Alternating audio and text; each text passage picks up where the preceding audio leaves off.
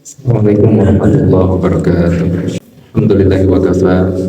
Wassalatu wassalamu ala rasulillahi mustafa wa ala alihi wa sahbihi ahli sirki wal wafa. Asyhadu an la ilaha illallah wahdahu la syarika lah wa asyhadu anna Muhammadan abduhu wa rasuluhu la nabiyya ba'dah. Qala Allah ta'ala fi kitabihil karim wa huwa asdaqul qailin wa bi qawlihi yahtadil muhtadun. A'udzu billahi minasyaitonir rajim. Bismillahirrahmanirrahim. Ya ayyuhalladzina amanu taqullaha haqqa tuqatih wa la tamutunna illa wa antum muslimun. Al-ayat. Sadaqallahul azim wa balagha rasuluhun nabiyyul karim wa nahnu ala dzalika minasyahidin wasyakirin. Ikhwani rahimakumullah, Islam betul-betul detail.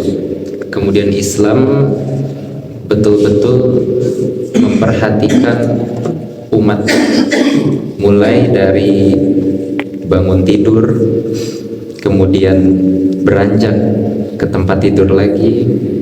Islam mengatur itu semua, bahkan dengan cara mengatur emosional kita pun Islam mengatur itu semua.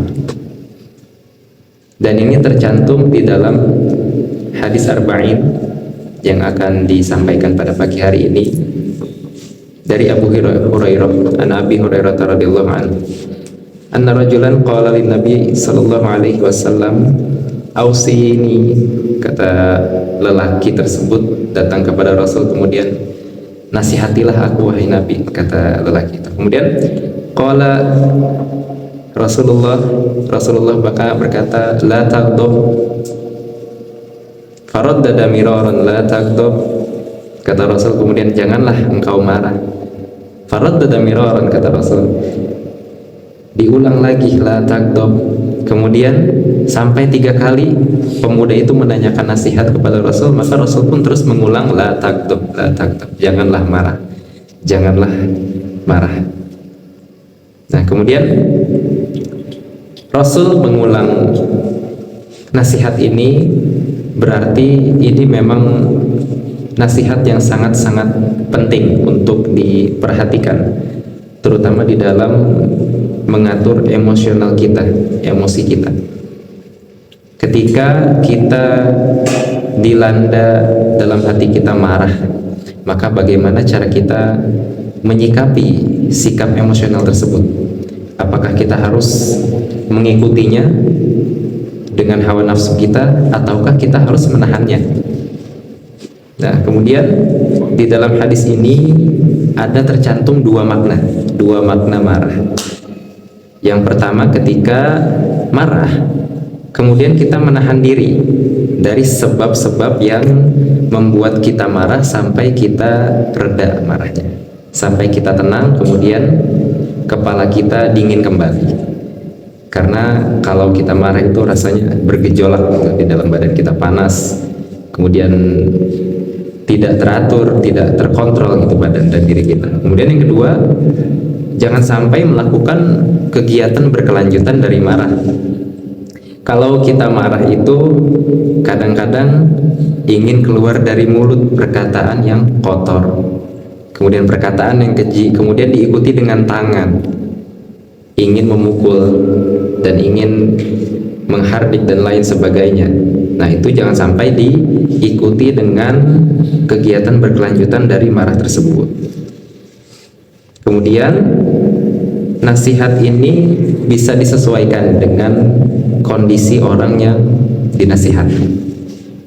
Seperti itu. Kemudian bersambung kepada hadis man ra'a minkum munkaran falyughayyirhu biyadihi. Barang siapa yang melihat suatu kemungkaran ataupun suatu kejelekan, maka ubahlah dengan tangan. Fa in lam yastati' fa bilisanihi. Kalau tidak bisa dengan tangan, maka silakan ubah dengan lisan. Fa in lam yastati' fa biqalbihi. Kemudian lanjutan hadisnya, kalau tidak bisa dengan lisan, maka ubahlah dengan hati. Setidaknya kita sudah berniat untuk mengubah kejelekan. Wa dzalika adhaful iman.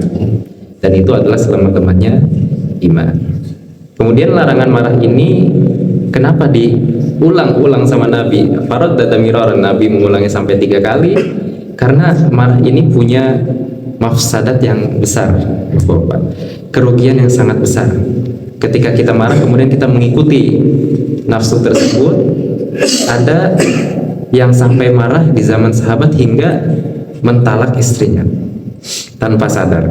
Kemudian ada yang sampai marah hingga berjanji dengan janji yang buruk. Maka kemudian ketika kita marah, Rasul pun menyarankan agar kita diam.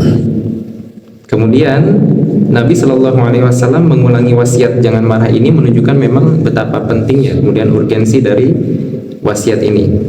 Kemudian ada beberapa kiat untuk meredam marah.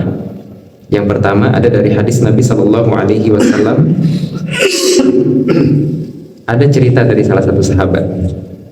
Kanat jalisan ma'an Nabi Shallallahu Alaihi Wasallam wa rajulani yastabbani fa ahaduma ahmarra wajhuhu. Nah, pada suatu hari aku duduk bersama-sama Nabi Shallallahu Alaihi Wasallam, sedang dua orang lelaki itu saling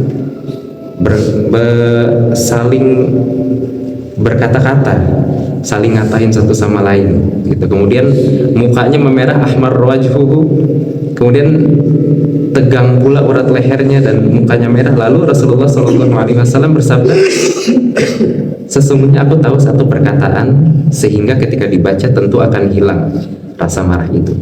Kemudian Rasul pun melanjutkan dengan kalimat a'udzubillahi minasyaitonir rajim. Kata Rasul, ketika engkau marah ucapkanlah ta'awuz, karena ta'awuz adalah perlindungan dari godaan syaitan. Kemudian ada lagi salah satu riwayat hadis, ghadibar rajul faqala a'udzubillah sakana ghadbahu. Jika seseorang dalam keadaan marah lantas ia ucapkan a'udzubillahi minasyaitonir rajim, maka redamlah marahnya. Hadis riwayat As-Sarmi dalam Tarik Jarjannya. Kemudian yang kedua itu diam. Karena yang namanya marah itu jika keluar, bisa jadi keluar kata-kata yang Allah tidak ridhoi. Kemudian ada yang marah keluar kata-kata kufur, ada yang marah keluar kalimat mencaci maki, ada pun yang marah keluar kalimat laknat, ada yang marah pun keluar kalimat cerai, hingga hal-hal yang bisa menghancurkan pribadi kemudian orang lain. Kalau seseorang untuk memaksa pribadinya sendiri untuk diam ketika marah, maka hal-hal yang merusak tadi tidak akanlah terjadi. Kemudian ada hadis Nabi Shallallahu Alaihi Wasallam, wa idza ghadiba ahadukum falyaskut. Kata Rasulullah Shallallahu Alaihi Wasallam, jika salah seseorang di antara kalian marah, maka diamlah. Kemudian yang ketiga, berganti posisi. Nah, ini dari Abi Dzar radhiyallahu anhu, Nabi bersabda, idza ghadiba ahadukum wa huwa qa'imun falyajlis.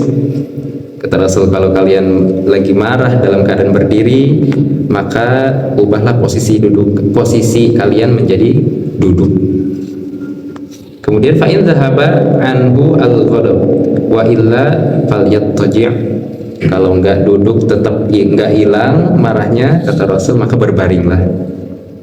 Kemudian yang keempat ada mengambil air wudu. Nah, kemudian ini hadisnya dari Atiyah As-Sa'di radhiyallahu anhu ya. Innal ghadab minasyaiton wa innasyaiton khuliqa minan nar wa innama tadfa'un nar bil ma. Kata Rasulullah SAW, sesungguhnya marah itu termasuk asalnya dari syaitan. Syaitan itu diciptakan dari api, kemudian air itu diciptakan, kemudian api itu padam dengan air. Fa idza ghadiba ahadukum fal yatawadda.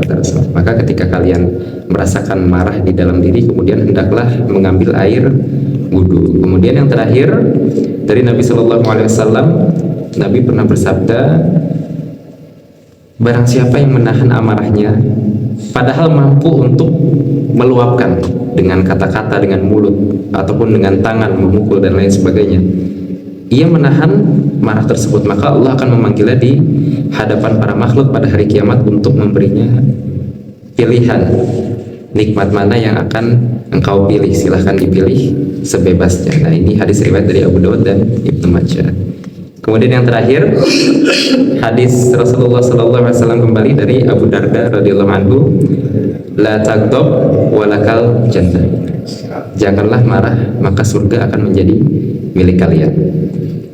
Nah, ini betapa betapa indahnya, betapa mind blowingnya kalau bahasa sekarang ini. Agama Islam sudah mengatur tentang emosional sejak dulu. Sedangkan kalau sains dan psikologi baru muncul di zaman kontemporer. Jika ditinjau dari sains, marah itu memang sesuatu yang bisa membuat hilang pikiran, sadar diri hilang gitu. Sehingga kita tidak boleh untuk berjanji kemudian berkata-kata ketika dalam keadaan marah, karena itu akan melakukan sesuatu yang mafsadat, yang merugikan gitu. Maka Islam pun sudah mengajarkan dari dulu bahwa ketika kita marah maka disarankan untuk diam akan marah itu, kemudian berganti posisi, kemudian membaca ta'awuz ataupun mengambil air wudhu. Wallahu a'lam bishawab. Semoga kita semua diberi kemudahan oleh Allah Subhanahu wa taala untuk menjalankan semua perintah Allah Subhanahu wa taala dan menjauhi larangan-larangannya. Rabbana zalamna anfusana wa illam taghfir lana wa tarhamna lanakunanna minal khasirin. Rabbana atina fid dunya hasanah wa fil akhirati hasanah wa qina adzabannar. Hadanallahu wa iyyakum ajma'in. Assalamualaikum warahmatullahi wabarakatuh. Waalaikumsalam warahmatullahi wabarakatuh.